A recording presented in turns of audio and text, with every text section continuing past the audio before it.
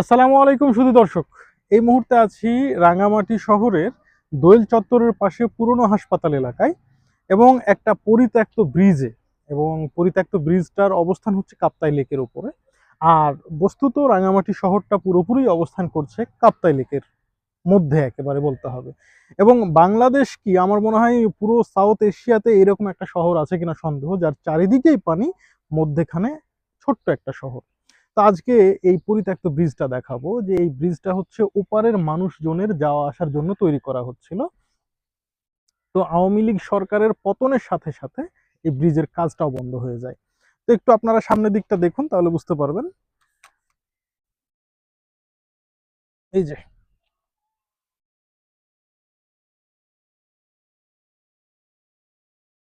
বিশেষ করে এই যে মানে কাপ্তাই লেকের উপরে যে সমস্ত ঘর বাড়িগুলো দেখতে পাচ্ছেন, এটা সত্যি কিন্তু খুব অসাম একটা দৃশ্য। এই যে গাছের গুড়ির উপরে, আবার অনেক সময় বাঁশের উপরে নির্ভর করে এই সমস্ত ঘরগুলো তৈরি, সেগুলো দেখা যাচ্ছে। এই যে সামনেও দেখা যাচ্ছে। আর এই যে সেই ব্রিজ, যে ব্রিজটা হচ্ছে মূলত মানে কাজ তৈরি মানে হতে হতে থেমে গেছে 5ই আগস্ট আওয়ামী লীগ সরকারের পতনের ফলে, যার কারণে এই এলাকার মানুষজনের এখনো নৌকায় করে যাওয়া আসা করতে হয়।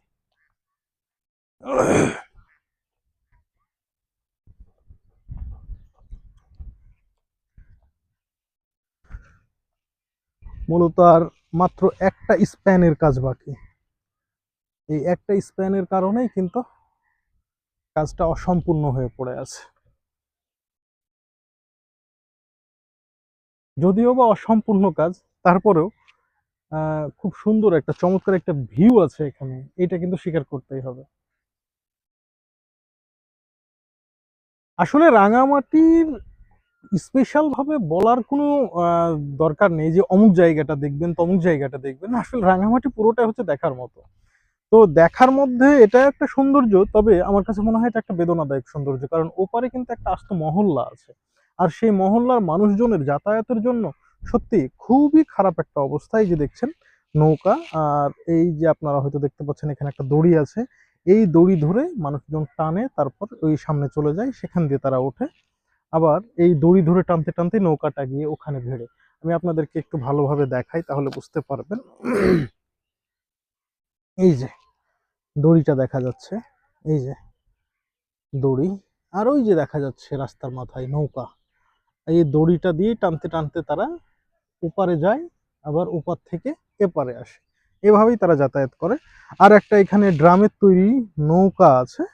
হ্যাঁ, এটা তারা আসলে কিভাবে কখন ব্যবহার করে সেটা ক্লিয়ার না, তবে এটাও একটা মানে কি বলবো, সৌন্দর্যেরই অংশ বলতে হবে। তো দর্শক, রাঙামাটি পরিক্রমার এটা ছিল একটা ছোট্ট ভিডিও। যাই হোক, আজকের মতো বিদায় নিচ্ছি। দেখা হবে আগামীতে রাঙামাটির আরো কোনো এক সুন্দর প্লেস নিয়ে। ততক্ষণের জন্য বিদায়। Bye bye.